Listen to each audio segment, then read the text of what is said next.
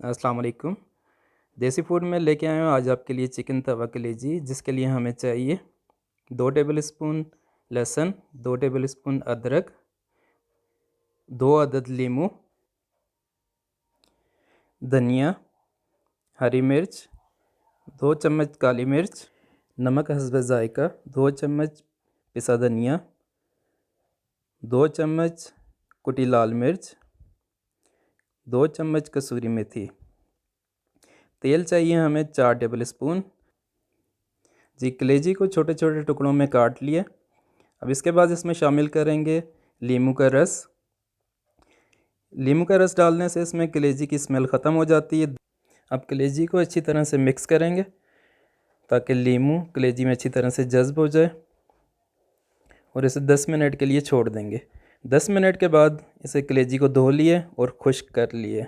खुश्क करने के बाद इसमें बाकी अज्जा शामिल करेंगे, जिसमें सबसे पहले जो कि लहसुन हमने पीस लिए शामिल करेंगे, अदरक, कुटी हरी मिर्चें जो कि मोटी मोटी कूट ली हैं, बारीक नहीं पीसना है, और साथ में शामिल करेंगे कुटी लाल मिर्च 1 टेबल स्पून और अच्छी तरह से मिक्स कर लेंगे। मिक्स करने के लिए 10 मिनट के लिए हमने कलेजी को छोड़ दिया। ये देखें जी, 10 मिनट गुजर चुके हैं। अब तवा गरम करेंगे, तवे पे डाल देंगे। तवा गरम हो गया और अब इसमें शामिल करेंगे कलेजी क्योंकि मसाला लगा के रखी हुई है।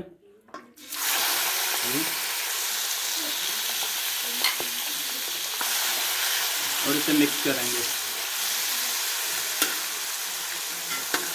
अच्छी तरह से इसे पकाएंगे। इसे बिल्कुल लो फ्लेम पे पकाना है हमने, और इतनी देर पकाना है कि जब तक कलेजी का कलर थोड़ा सा चेंज हो जाएगा।